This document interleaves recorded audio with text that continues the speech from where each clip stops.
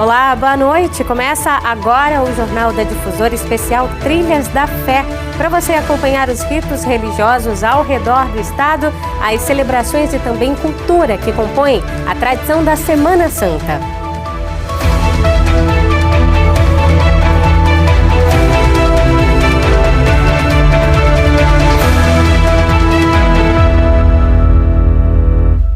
A Páscoa cristã relembra a crucificação, morte e ressurreição de Jesus Cristo.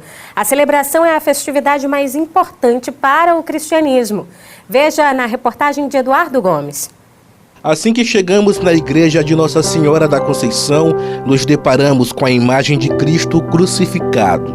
Imagem que virou símbolo dos fiéis da Igreja Católica e que reflete o sacrifício de Cristo pela humanidade. No templo, louvor e adoração a Deus.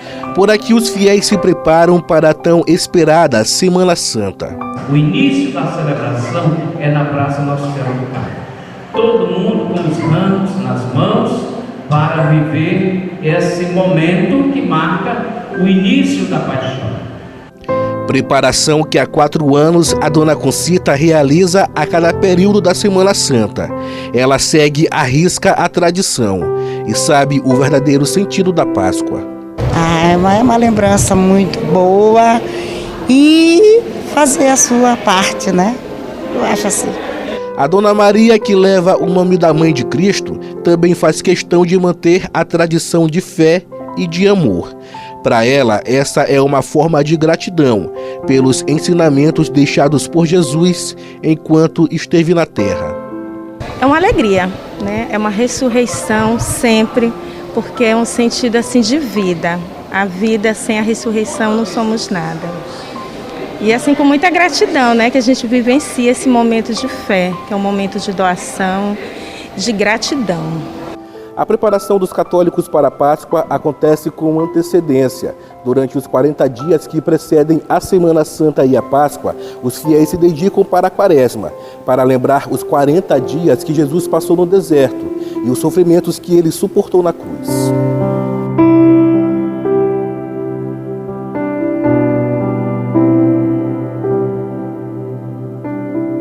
A Quaresma são esses 40 dias que antecedem a Páscoa, que é um convite a gente a se preparar mais intensamente para celebrar a Páscoa. Como essa preparação? Sobretudo com o tripé: oração, penitência e a caridade.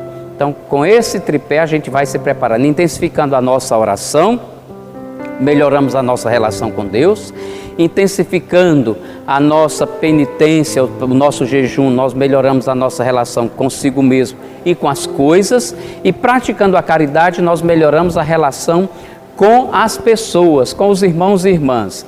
Melhorando com Deus, com as coisas e comigo e com os irmãos e irmãs, eu me torno uma pessoa melhor para celebrar a Páscoa. E a Páscoa então se torna a ressurreição na minha vida, todas as vezes em que eu vou eliminando aquilo que é morte na minha vida, para que isso possa gerar uma vida nova. Ressurreição é vida nova, Páscoa é vida nova, passagem, vida nova. Para os católicos, a Semana Santa começa com o Domingo de Ramos, que lembra a entrada de Jesus em Jerusalém, onde as pessoas cobriam a estrada com folhas de palmeira para celebrar a chegada de Cristo. A Semana Santa é o dia em que os cristãos relembram o sacrifício com a morte de Jesus na cruz.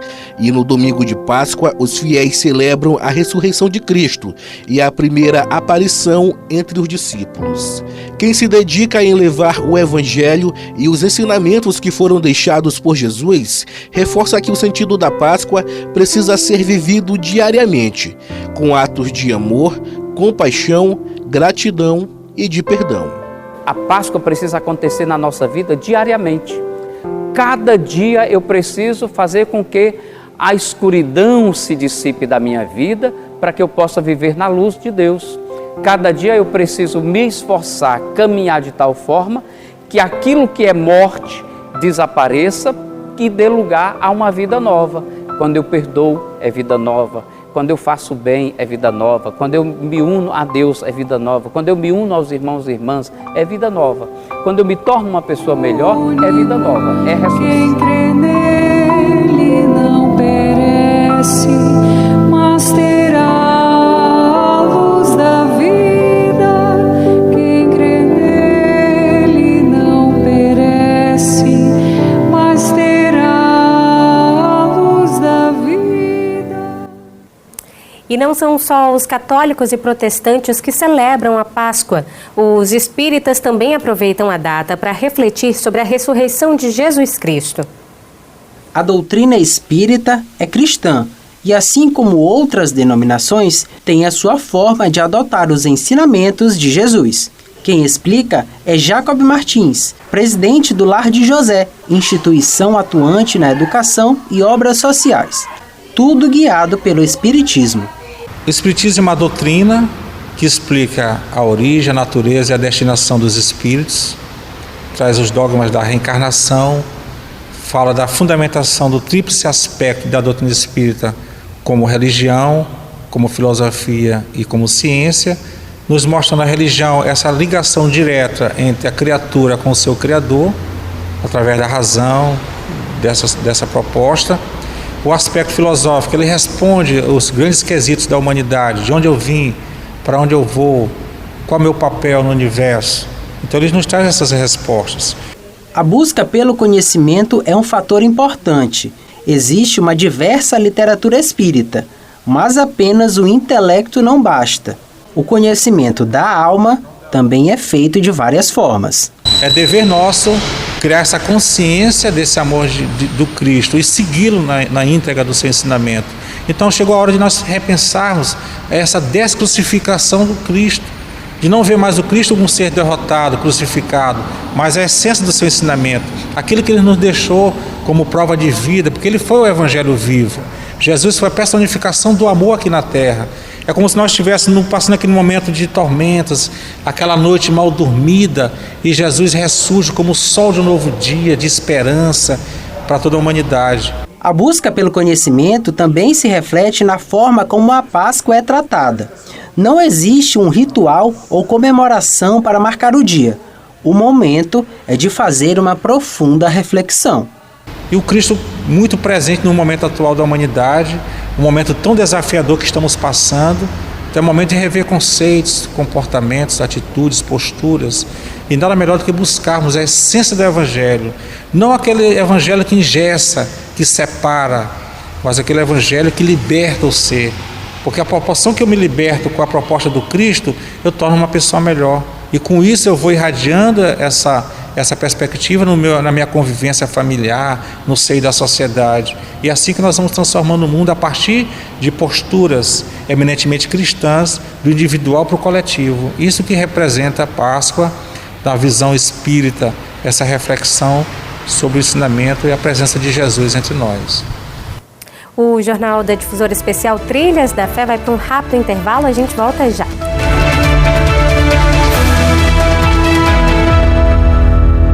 Na tradição católica, o lava-pés é representado quando o sacerdote lava o pé direito de 12 pessoas em alusão ao ato de Jesus na última ceia. Vamos conferir na reportagem de Hugo Viegas. Um gesto de humildade. Segundo a Bíblia, durante a Santa Ceia, na Quinta-feira Santa, Jesus lavou os pés dos 12 apóstolos. O ato é repetido todos os anos, durante as cerimônias da Semana Santa, na Missa do Lava-Pés. O lava-pés ele tem uma importância significativa para todos nós, porque Jesus, sendo mestre e Senhor, ele dá um exemplo para os seus discípulos, não só naquele momento, mas toda a sua vida é uma expressão de entrega, doação. Na última ceia, antes de celebrar a última ceia com os seus apóstolos, ele vai se dispor assim de toda a sua grandeza no sentido de Senhor e se torna servo, né? Uma vez se tornando servo, ele lava os pés de seus discípulos, para dizer que ele, sendo mestre e Senhor, lavou os pés dos seus discípulos. Significa que a igreja e que todos nós, seus seguidores, somos chamados a ser servos, servos por amor, servos da humanidade. Como manda a tradição, sacerdotes de toda a Igreja Católica escolhem 12 fiéis, oferecendo a Eucaristia e lavando os pés. São os 12 que representam os apóstolos, né? Que é um número simbólico na Bíblia, tanto no Antigo Testamento, as 12 tribos de Israel, quanto também nós temos no Novo Testamento, né? Os 12 apóstolos escolhidos pelo próprio Jesus para estar com ele.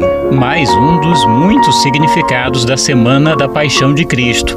Para a Igreja, mais um momento de reflexão, especialmente agora com o retorno após a pausa provocada pela pandemia. Mesmo com as marcas da pandemia, né, com as mortes, com tudo aquilo que a pandemia provocou, nós somos chamados a celebrar a vida. Uma vez estamos vivos e com a graça de Deus, e celebrar não só por nós, mas para aqueles que partiram, como um gesto de homenagem, como um gesto de carinho, de lembrança, aqueles que partiram, mas também celebrar com aqueles que estão aqui e, sobretudo, responsabilizar a vida como um dom maior, como a proposta de Jesus, como ele mesmo diz: eu vim para que todos tenham vida, vida em plenitude, vida em abundância. A malhação do Judas no sábado de Aleluia é uma antiga tradição que sobrevive nos dias de hoje. Vamos conferir na reportagem de Ciro Mineiro. Desde a década de 1980 que o Laborarte realiza a Malhação do Judas.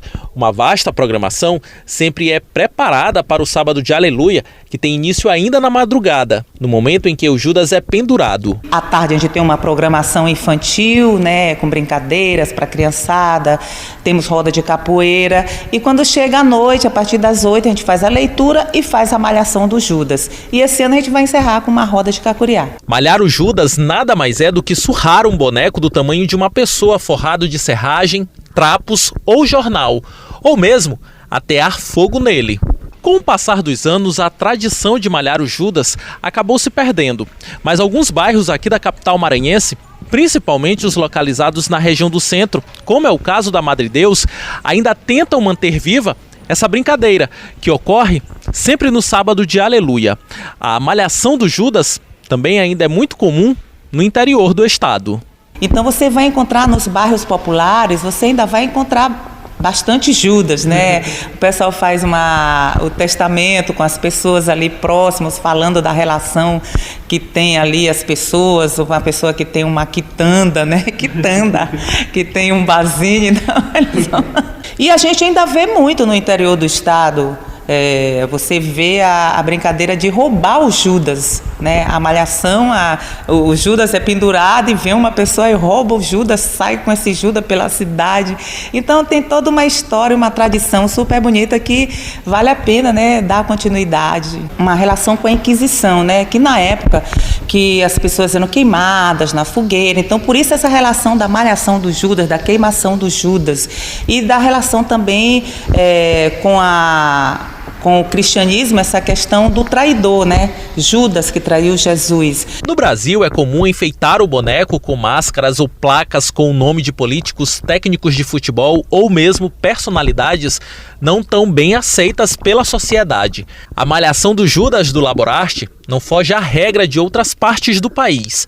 Aqui o Judas, no caso o personagem escolhido para ser malhado, é que só é revelado no sábado de Aleluia. Antes disso, o mistério é mantido por quem organiza a brincadeira. Olha, isto é segredo, vocês só vão saber no dia, tá? Quando a gente pendurar o Judas de manhã cedo, aí você vai ver quem é esse traidor, sabe? Porque é uma tradição nossa aqui também de apresentar o Judas só de manhã cedo. E eu acho que a maioria das tradições são assim. Aquele Judas que tem um nome, ele só aparece de manhã cedo. Aí que você vai ver, olha ali, aquele e tal, essa brincadeirinha. Então é nesse formato. E é uma brincadeira muito legal, descontraída, mas que muita gente fica chateado, né? Tem essa história. Pela escolha do personagem? Não, às vezes fica chateado pelo testamento, né? Entendi. A herança que o Judas deixou para aquela pessoa. E aí as pessoas se chateiam, porque no nosso testamento o César ele faz muito uma forma bem satírica, né, de falar as situações, os fatos que aconteceram na cidade. E muita gente não gosta, às vezes, daquela herança que foi deixada, né? O Jornal da Difusora Especial Trilhas da Fé vai para um rápido intervalo, mas a gente volta já já.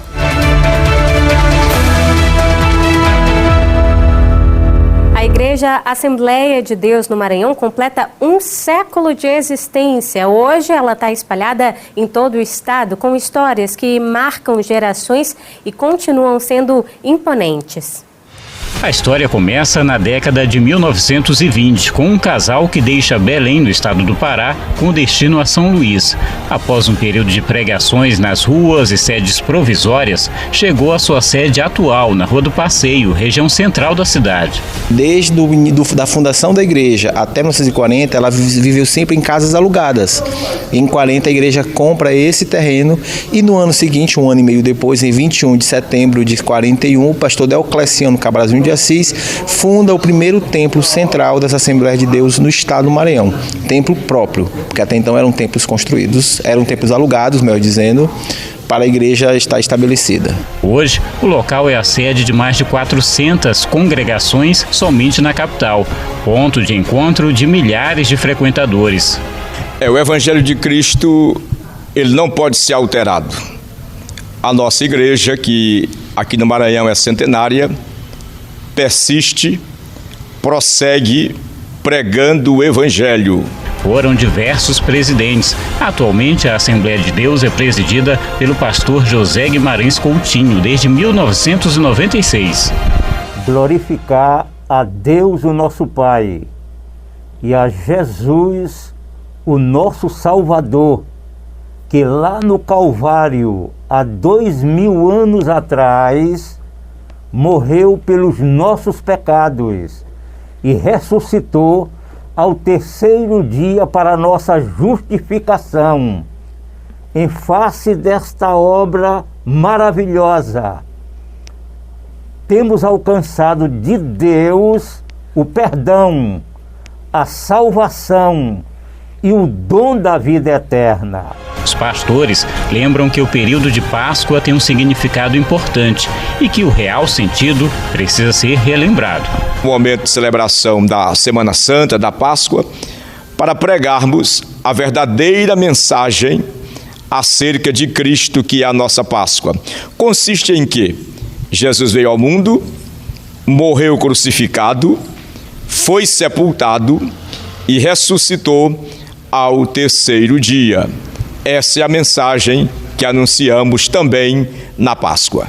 E a mensagem deixada é de esperança. Nós precisamos não apenas gostar de Jesus, amar Jesus, achar bonita a história de Jesus, mas ele veio ao mundo com um propósito. Ele veio para salvar os pecadores. Ele disse que não havia nenhum justo sequer, então ele veio para todos. É preciso aceitar o seu sacrifício e viver para ele. Isso é comer, absorver a mensagem de Cristo Jesus, ou seja, o Evangelho na sua praticidade, vivenciá-lo e aceitar Cristo como Salvador, confessando Ele como Senhor também da vida. Boa noite e uma ótima Páscoa para você e para sua família.